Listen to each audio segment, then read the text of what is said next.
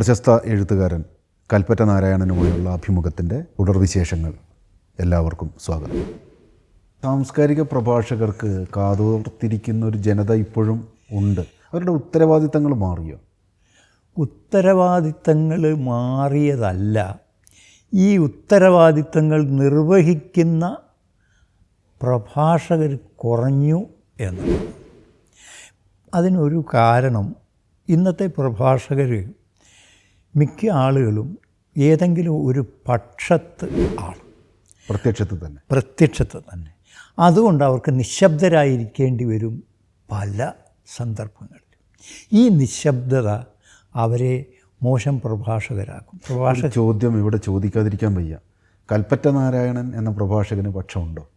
ഇല്ല എന്നല്ല, ആരും പക്ഷം പിടിക്കാത്തതിനെ പക്ഷം പിടിക്കാനാണ് എനിക്കിഷ്ടം. ഒരു പെൺകുട്ടിയെ പീഡിപ്പിച്ചു, കൊന്നു, അയാൾക്ക് വധശിക്ഷ പോലെ ഒന്ന് കിട്ടി. പക്ഷെ ആളുകൾ ഭയങ്കരമായിട്ട് ആഹ്ലാദിച്ചു, മുട്ടായി വിതരണം നടത്തി. അപ്പോൾ ഞാൻ പറയുന്നത്, എന്തൊരു ആത്മബോധമില്ലാത്ത ജനതയാണ്. ഇവിടെ എത്ര പോക്സോ കേസുകൾ നടക്കുന്നു, എത്ര അധ്യാപകർ ഈ വിധത്തിൽ പ്രവർത്തിക്കുന്നു. പക്ഷേ ഇയാൾ കേരളീയനല്ല. കേരളീയനായിരുന്നെങ്കിൽ ഏതെങ്കിലും ഒരു കക്ഷിയുമായിട്ട് അയാൾക്ക് ബന്ധമുണ്ടാകുമായിരുന്നു. ആ സ്വാധീനം കൊണ്ട് ഈ പോലീസ് റിപ്പോർട്ടുകളൊക്കെ ദുർബലമാകുമായിരുന്നു. കോടതിയിലെത്തിയാൽ തന്നെ ചെറിയ ശിക്ഷയിൽ അയാൾ രക്ഷപ്പെട്ടു പോകുമായിരുന്നു. ഈ പ്രദേശത്തുകാരനല്ലാത്ത, ഇവിടുത്തെ രാഷ്ട്രീയ കക്ഷികളിലൊന്നും ബന്ധമില്ലാത്ത ഒരാളായതുകൊണ്ടാണ് ഇങ്ങനെ ശിക്ഷിക്കപ്പെട്ടത്. അത് നമ്മൾ ആഹ്ലാദിക്കുന്നു എന്നത് അങ്ങേയറ്റം തെറ്റുകാരാണ്.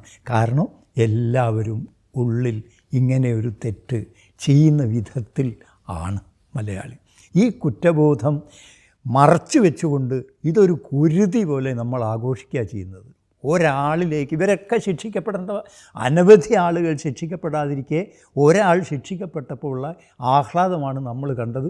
അങ്ങേയറ്റം അന്യായമായിട്ടുള്ള ഒന്നാണ്. അപ്പോൾ ഇത്തരം വിഷയങ്ങളാണ് എനിക്കിഷ്ടം. ഇത് നേരത്തെ പറഞ്ഞതുപോലെ ഡൗൺലോഡ് ചെയ്യുന്നതാണോ അതോ പ്രതികരണമായി വരുന്നതാണോ? നേരത്തെ ആലോചിച്ച് വെക്കുകയാണോ? ഇത് പ്രസംഗവേദിയിലേക്ക് പോകുന്നതിന് മുമ്പ് നേരത്തെ മോശം കവിതയെക്കുറിച്ച് പറഞ്ഞല്ലോ, മാസങ്ങളോളം മനസ്സിൽ കിടക്കും. അതെ, മാസങ്ങളോളം മനസ്സിൽ ഉള്ള ആശയം തന്നെയാണ് ഇത്. പക്ഷേ നല്ല സദസ്സും നല്ല സമയവും അങ്ങനെയുണ്ടല്ലോ. പ്രസംഗത്തിൽ സമയം വളരെ പ്രധാനമാണ്. അല്ലെങ്കിൽ നമ്മൾ പരാജയപ്പെട്ടു പോകും. ചില സമയത്ത് നമ്മളെക്കാളൊക്കെ വലിയ ആളായിത്തീരും. അപ്പോൾ അങ്ങനെയുള്ള ഒരു സമയത്ത് ഇതെല്ലാം ഓർമ്മയിൽ വരും. നല്ല സമയം എന്ന് പറയുന്നത് ഓർമ്മയിലുള്ളതൊക്കെ തിളങ്ങുന്ന ഒരു സമയം എന്ന് പറയും. ഈ തിളക്കം വളരെ സഹായമാണ്. അപ്പോൾ അത് നല്ല സദസ്സ്, എല്ലാവരും ശ്രദ്ധാപൂർവ്വം ഇരിക്കുന്നു. അവർ വിയോജിക്കുന്ന ഒരു കാര്യം പറയണമെന്ന് എൻ്റെ മനസ്സിലപ്പോൾ അവരെ ഒന്ന് തോൽപ്പിക്കണം എനിക്ക്. അവരൊക്കെ കൈയടിച്ച ആളാണ് ഈ വിഷയത്തിൽ. അവരൊക്കെ ഈ മുട്ടായി പങ്കുപറ്റിയിട്ടുള്ള ആളാണ്. ഓരോരുത്തരും ഇങ്ങനെ തന്നെയാണ് എന്ന കാര്യം അവർക്ക് അറിഞ്ഞുകൂടാ. പക്ഷേ ഈ പാപം ചെയ്യാത്തത് ആരാളുള്ളത് അല്ലേ? അതുകൊണ്ട് ആ ഒരു ബോധത്തിലേക്ക് അവരെ കൂട്ടണമെന്ന് പെട്ടെന്ന് തോന്നുന്നു. അങ്ങനെ പറയുന്നു, അവർ നിശബ്ദരാകുന്നു. ക്രിക്കറ്റ് മാഷിൻ്റെ ഒരു പ്രിയപ്പെട്ട ഗെയിമാണെന്ന് തോന്നുന്നു. ആണ്. കുട്ടിക്കാലം മുതലേ ക്രിക്കറ്റ്, റേഡിയോയിൽ ഞാൻ ക്രിക്കറ്റ് കേട്ടുകൊണ്ടിരുന്നു. എന്നാലിപ്പോൾ NS മാധവൻ അങ്ങനെ എഴുതിയത് കണ്ടപ്പോൾ എനിക്കൊരു കൗതുകം തോന്നി. അയാൾ റേഡിയോയിൽ ക്രിക്കറ്റ് കണ്ടു, പിന്നെ ടെലിവിഷനിൽ ക്രിക്കറ്റ് കണ്ടു. റേഡിയോയിൽ ക്രിക്കറ്റ് കേട്ടു, ടെലിവിഷനിൽ അങ്ങനെ പറയുമ്പോഴും നമ്മളിങ്ങനെ കാണുക ചെയ്യുക റേഡിയോയിൽ. മാത്രമല്ല റേഡിയോയിലാണ് നമ്മൾ കൂടുതൽ കാണുക എന്ന് തോന്നുന്നു. എന്താന്ന് പറഞ്ഞാൽ മറ്റേത് കാണുക മാത്രമല്ല, അതിൽ നിജപ്പെടും, കാഴ്ചയിൽ നിജപ്പെടും. കേൾവിയിലൂടെ വരുന്ന കാഴ്ച കേൾവിയേക്കാൾ വലുതായിരിക്കും, കാഴ്ചയേക്കാൾ വലുതായിരിക്കും. അതിൽ ഭാവനയുടെ ഒരു സംഗതിയുണ്ട്. അപ്പോൾ അന്നത്തെ ഫുട്ബോൾ, അതെ ഉണ്ട്. ഇപ്പോൾ സച്ചിൻ തെണ്ടുൽക്കർ, ഇവരൊക്കെ നേരിട്ട് കാണുന്നതിനേക്കാളും വലിയ ഒരു ഇമേജാണ്.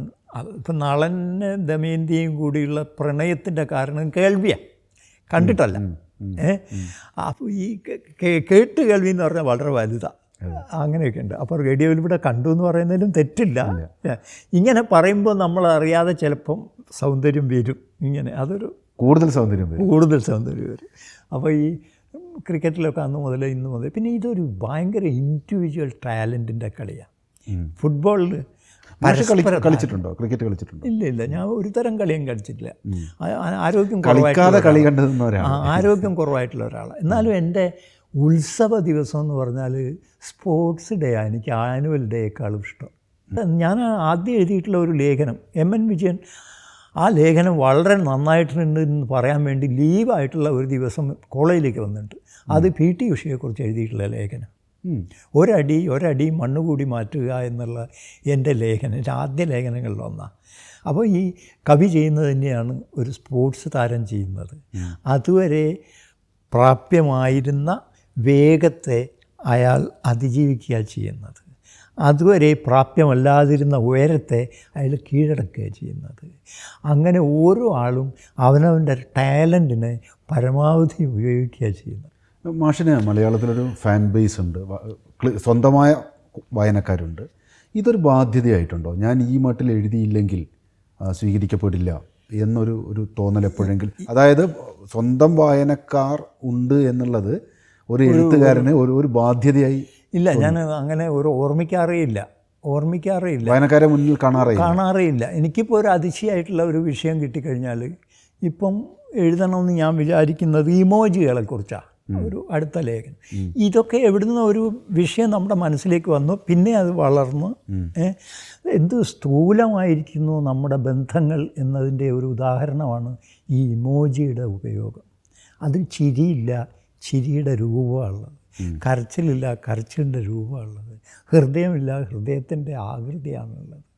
ഇതുകൊണ്ട് സംവദിക്കുന്ന ഒരു ലോകം എന്തൊരു ഒളിച്ചോട്ടമാണ്. ഇതിൽ നിന്ന് ഇനി വളരും. ഞാൻ തുടക്കത്തിൽ എത്തിയിട്ടേ ഉള്ളൂ.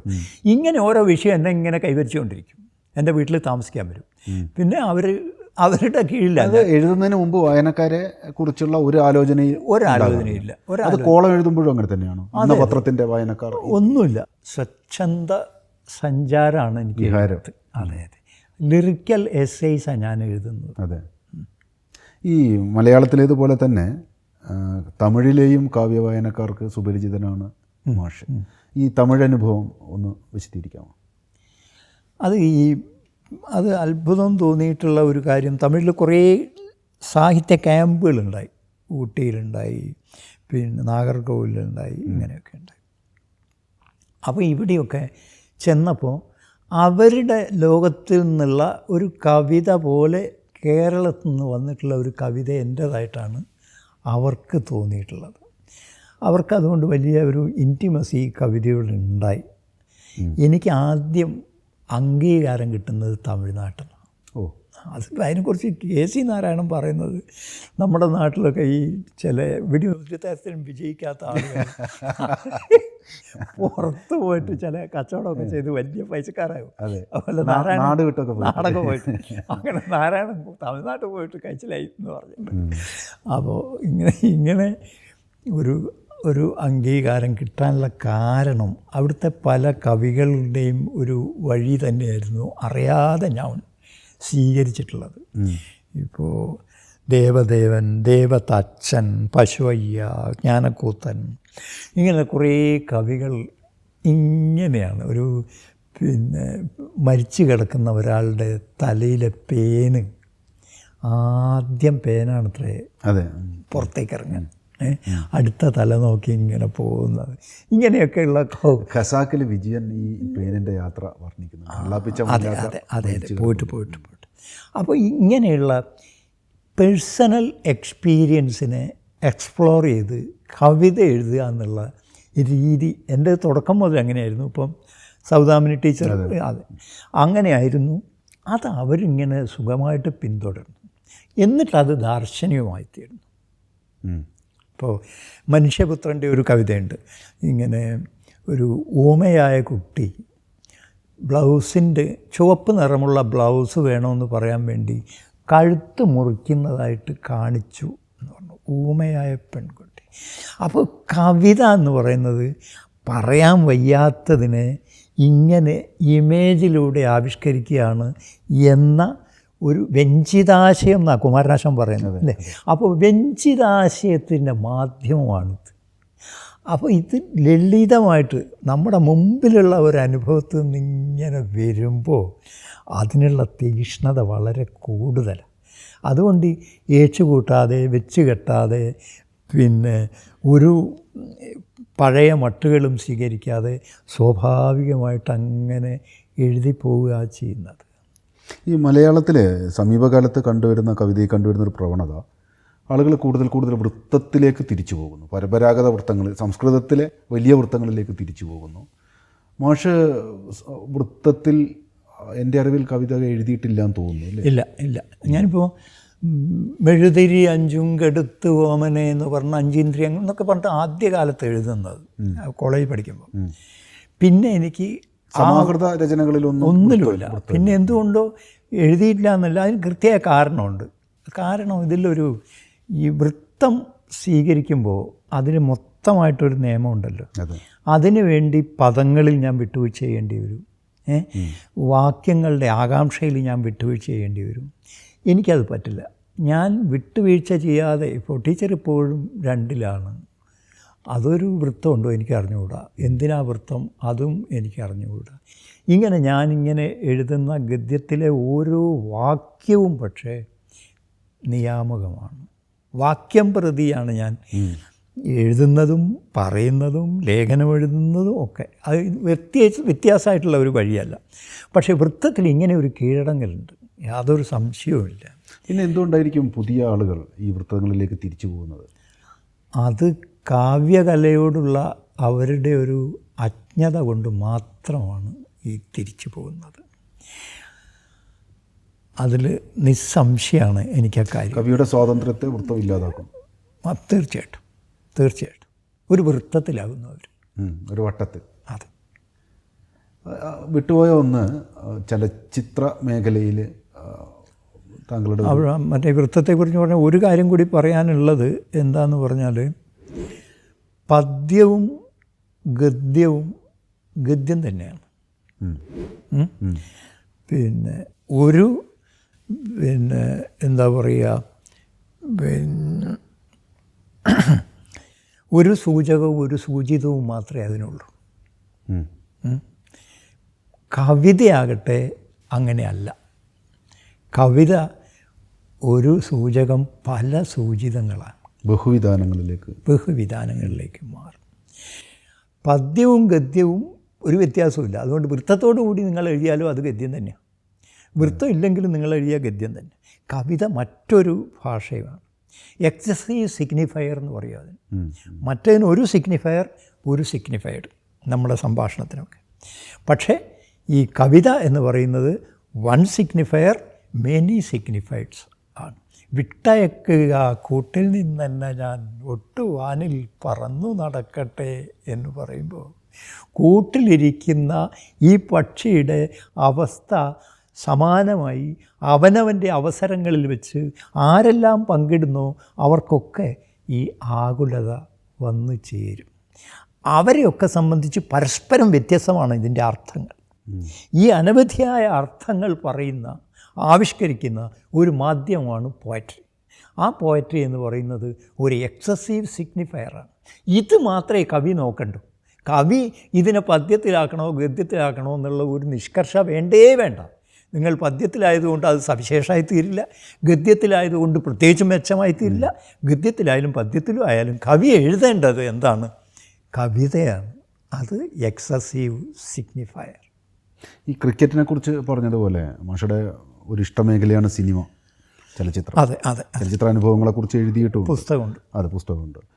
കുട്ടിക്കാലത്തെ ഒരു സിനിമാ പ്രേക്ഷകൻ എന്നുള്ള നിലയ്ക്ക് അന്ന് കണ്ട സിനിമകൾ, അവർ ആവിഷ്കരിച്ച ഒരു മലയാളം, കേരളത്തിൻ്റെ ജീവിത രീതി, ഇന്ന് പുതിയ സാഹിത്യത്തിൽ എന്ന പോലെ തന്നെ സിനിമയിലും ജീവിതവും ജീവിതാദർശത്തിൻ്റെ അനുഭവപ്പെടലും ഒക്കെ മാറിക്കൊണ്ടിരിക്കുന്നുണ്ടല്ലോ. എങ്ങനെ കാണുന്നു ഏറ്റവും പുതിയ സിനിമാ ലോകത്തെ? ഞാനൊരു 21-22 വയസ്സിൽ ബാംഗ്ലൂരിൽ വെച്ചിട്ട് ഒരു ഫിലിം അപ്രീസിയേഷൻ കോഴ്സിന് പോയി. അങ്ങനെ ലോകത്തിലെ ക്ലാസിക്കുകൾ മിക്കതും അവിടെ വെച്ചിട്ട് തുടർച്ചയായിട്ട് കണ്ടു. ഒരു ദിവസം 6 സിനിമയൊക്കെ കണ്ടു. അങ്ങനെയാണ് എന്നിൽ ഈ സിനിമാബോധം ഉണ്ടാകുന്നത്. അപ്പോൾ ആ സിനിമാബോധം കാരണം എനിക്ക് അടൂർ ഗോപാലകൃഷ്ണനെയും അരവിന്ദനെയും ജോർജിനെയൊക്കെ തുടക്കത്തിൽ തന്നെ ആസ്വദിക്കാൻ സാധിച്ചു.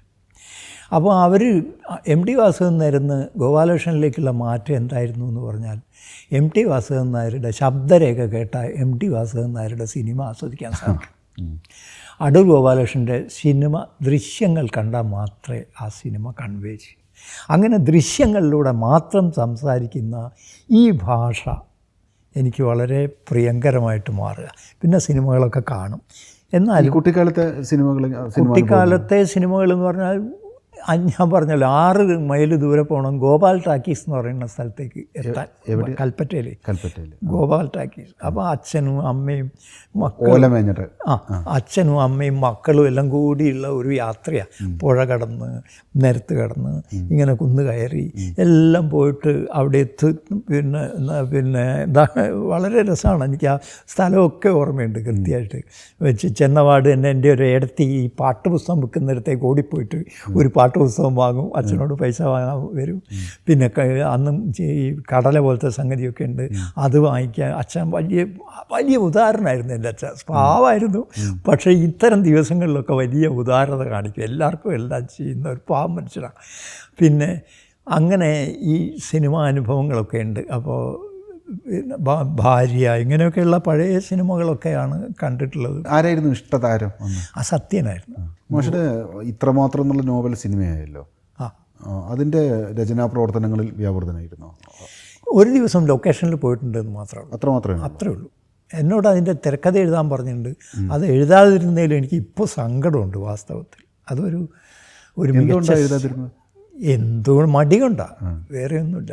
ഇനി ഒരിക്കൽ തിരക്കഥ എഴുതാനൊരു അവസരം കിട്ടിയാൽ എഴുതും? എൻ്റെ ഒരു നോവലിനെ ആസ്പദമാക്കിയാണെങ്കിൽ എഴുതാമെന്നുണ്ട്. എനിക്ക് ധൈര്യമൊന്നുമില്ല, എന്നാലും എഴുതിയേക്കാം. വായനക്കാരൻ എന്നുള്ള നിലയ്ക്ക് വായനയ്ക്കുള്ള മെറ്റീരിയലുകൾ സ്വീകരിക്കുന്നത് ഈ സംഭാഷണങ്ങളിലൂടെ പറഞ്ഞു കേൾക്കുമ്പോഴാണോ അതോ റിവ്യൂ വായിച്ചിട്ടാണോ ഈ വായനയിലെ അപ് ടു ഡേറ്റ് ആവുന്നത്? ഇതിങ്ങനെ ഈ ടെമ്പോ നിലനിർത്തുന്നത് എങ്ങനെയാണ്? തുടർന്നു എന്നെ ഇൻസ്പയർ ചെയ്യുന്ന കൃതിക്ക് മാത്രമേ ഞാൻ വായിക്കൂ. എന്നെ പ്രചോദിപ്പിക്കാത്ത ഒരു വാക്യമുണ്ടെങ്കിൽ അവിടെ നിൽക്കും. അത് ഈ വലിയ എഴുത്തുകാരനായിട്ടുള്ള ഒരാൾ, നമ്മൾ അമേരിക്കൻ റൈറ്ററാണ്, അയാൾ പറയുന്നത്, ഒരു വാക്ക് ചെടിച്ചാൽ ഞാൻ ആ കവിതയും, ഒരു വാക്യം ചെടിച്ചാൽ ഞാൻ ആ പ്രോസും ഉപേക്ഷിക്കുന്നു. ഇതെൻ്റെ ഒരു മാനദണ്ഡം. അപ്പോൾ ഞാൻ അങ്ങനെയാണ് പുസ്തകങ്ങളിലേക്ക് എത്തിച്ചേരുക. പുസ്തകം ഏത് പുസ്തകം വായിച്ചു നോക്കും, വായിക്കും, പിന്നെ ഇതിനൊരു നിരുപാധികമായിട്ട് വായിക്കും. പക്ഷേ ആദ്യത്തെ ഈ വാക്യം എന്നെ കീഴടക്കിയിരിക്കണം. ഈ ഒരു മാനദണ്ഡം വെച്ച് മാഷ് നിരന്തരമായി ആവർത്തിച്ച് വായിക്കുന്ന മലയാളത്തിലെ എഴുത്തുകാരൊക്കെയാണ്? തീർച്ചയായിട്ടും മേതിൽ രാധാകൃഷ്ണൻ. ഞാൻ നിരന്തരമായിട്ട് വായിക്കാൻ ആഗ്രഹിക്കുന്ന ഒരാൾ ഇന്ന് എഴുതുന്നുണ്ടെങ്കിൽ അത് മേതിൽ രാധാകൃഷ്ണനാണ്. മറ്റാളുകൾ എന്നെ അങ്ങനെ കാണണമെന്നാണ് എൻ്റെ ആഗ്രഹം. വേറെ ഒരാൾക്ക് കൽപ്പറ്റ നാരായണനാണ് നിരന്തരമായി നിത്യവും വായിക്കാവുന്ന ഒരാൾ എന്ന തോന്നലുണ്ടാകണം. അപ്പോൾ അമേരിക്കയിൽ നിന്നൊരു സ്ത്രീ എനിക്ക് എൻ്റെ എവിടം വായിച്ചിട്ട് എഴുതി എനിക്ക് കത്തയച്ചു. അവൾ പറഞ്ഞു, മാഷേ, ഞാൻ അക്കാലത്ത് ഇറങ്ങിയ വേറൊരു നോവലിനെയാണ് അവൾ താരതമ്യപ്പെടുന്നത്, അത് ഞാനിവിടെ പറയില്ല. അപ്പോൾ ആ നോവൽ ഞാൻ 4 ദിവസം കൊണ്ട് വായിച്ചു. മാഷുടേത് 40 ദിവസമായിട്ടും എനിക്ക് പകുതി വായിക്കാനേ പറ്റിയിട്ടുള്ളൂ. വളരെ ചെറിയ നോവലാണ് എൻ്റെ. വായിച്ച വാക്യം പിന്നെയും വായിച്ചുകൊണ്ടിരിക്കാൻ തോന്നുക എന്ന് പറയാം. ഇങ്ങനത്തെ വായനക്കാരായിരിക്കണം എനിക്ക് വേണ്ടതെന്ന് ഞാൻ വിചാരിക്കുന്നു. The slowest way of writing ആണ് എൻ്റെത്. ഇത്ര സാവകാശത്തിലാണ് ഞാൻ എഴുതുക, എന്നെ വായിക്കേണ്ടതും അങ്ങനെയാണെന്ന് ഞാൻ വിചാരിക്കുന്നു.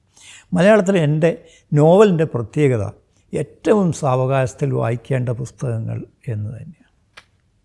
ഈ നമ്മൾ വയനാട്ടിലേക്ക് വീണ്ടും തിരിച്ചു പോയാൽ, ആ കുട്ടി വളർന്നു വലുതായി 7 പതിറ്റാണ്ടുകൾ കഴിഞ്ഞ് അയാളുടെ സങ്കല്പങ്ങൾ, അയാളുടെ ദിവാസ്വപ്നങ്ങൾ, അയാളുടെ ജീവിതത്തെക്കുറിച്ചുള്ള പ്രതീക്ഷകളൊക്കെ മാഷിന് ഇപ്പോഴും ഓർമ്മയുണ്ടാകും.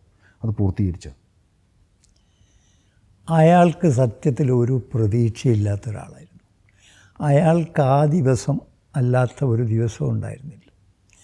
അയാൾ വളരെ നിരാശനായിട്ടുള്ള ഒരാളാണ്, ഒരുപാട് അവഗണിക്കപ്പെട്ട ഒരാളാണ്. ഞാൻ നേരത്തെ പറഞ്ഞതുപോലെ അദൃശ്യനായിട്ടുള്ള ഒരാളാണ്. ക്രമേണയാണ് ഇന്നാണ് എനിക്ക് ഏറ്റവും കൂടുതൽ ദൃശ്യതയുള്ളത്. 72ാമത്തെ വയസ്സിൽ മനസ്സിലായി.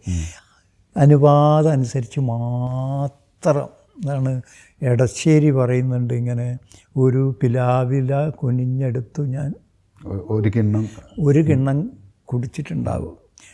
ഞാനൊരു 10,000 പിലാവിൽ പെറുക്കിയെടുത്തിട്ട് ആ ഒരു കിണ്ണം പഴയ കാലത്ത് കുടിച്ചിട്ടുള്ളത്. ഇപ്പോൾ മാത്രമാണ് എൻ്റെ പാത്രം നിറഞ്ഞിരിക്കുന്നത്. എനിക്ക് എൻ്റെ യൗവനം ഇഷ്ടമല്ല, എൻ്റെ ബാല്യം ഇഷ്ടമല്ല. ആരെങ്കിലും വന്ന് മാഷ്ക്ക് യൗവനം തരാമെന്ന് പറഞ്ഞാൽ എനിക്ക് വേണ്ട. എനിക്ക് 50 40 വയസ്സിലെടുത്ത ക്ലാസ്സുകളെക്കുറിച്ച് ഇന്നും ഒരു മതിപ്പുമില്ല. ഇന്നായിരുന്നെങ്കിൽ എത്ര നന്നായി ഞാൻ ക്ലാസ് എടുക്കുമായിരുന്നു, എത്ര നന്നായി ഞാൻ എഴുതുമായിരുന്നു. ഈ ഭൂതകാല നിരാസം അന്നത്തെ അവഗണനയോടുള്ള ഒരു പ്രതികാരമാണോ? ആയിരിക്കാം, മേ ബി. അത്രമേൽ ആയിരിക്കാം. അത്രമേൽ മുറിഞ്ഞിട്ടുണ്ട്. അത്രമേൽ മുറിഞ്ഞിട്ടുണ്ട്. നിറയെ മുറിപ്പാടുകളാണ്. അപ്പോൾ കൈ നീട്ടിയതിലൊന്നും കൈ എത്തിയിട്ടില്ല.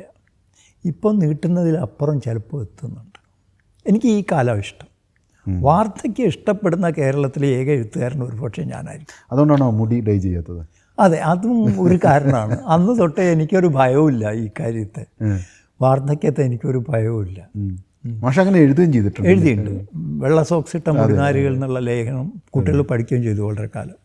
അതെ. അപ്പോൾ നമ്മൾ ഈ സംഭാഷണത്തിൻ്റെ അവസാന ഇടത്തിലേക്ക് കടക്കുകയാണ്. കൽപ്പറ്റ നാരായണൻ എന്ന എഴുത്തുകാരൻ, ഉപന്യാസകാരൻ, കവി, സാംസ്കാരിക പ്രവർത്തകൻ, സാംസ്കാരിക പ്രഭാഷകൻ, ഇതുവരെ ഞങ്ങളുടെ പ്രേക്ഷകരോട് മനസ്സ് തുറക്കുകയായിരുന്നു. ഞാൻ ഈ സംഭാഷണം അവസാനിപ്പിച്ചുകൊണ്ട് അങ്ങയോട് ചോദിക്കാൻ ആഗ്രഹിക്കുന്നൊരു ചോദ്യം, ഈ സമീപകാലത്തെ അല്ലെങ്കിൽ സമകാല കേരളത്തിലെ ഈ ഒരു സാമൂഹികാവസ്ഥയെ, ഈ പുതിയ കാലത്തിൻ്റെ തലമുറകളുടെ രുചിഭേദത്തെ, പുതിയ തലമുറയുടെ ഭാഷയോടുള്ള ഒരു മനോഭാവത്തെ, അവരുടെ എഴുത്തിനോടുള്ളൊരു മനോഭാവത്തെ ഒരു മുതിർന്ന എഴുത്തുകാരൻ എന്നുള്ള നിലയ്ക്ക് അങ്ങ് എങ്ങനെയാണ് നോക്കിക്കാണുന്നത്? ഞാനൊരു വളരെ പാഷനേറ്റായിട്ടുള്ള ഒരു റൈറ്ററാണ്. എഴുതുന്ന വിഷയത്തോടും എഴുതുന്ന ഭാഷയോടും അത്യധികം തീവ്രമായിട്ടുള്ള സൗഹൃദം പുലർത്തുന്ന ഒരാൾ.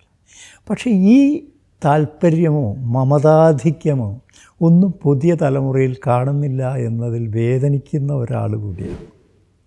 എൻ്റെ ചെറുപ്പം അല്ലല്ലോ ഈ ആവർത്തിച്ച് കാണുന്നത് എന്നതിൽ.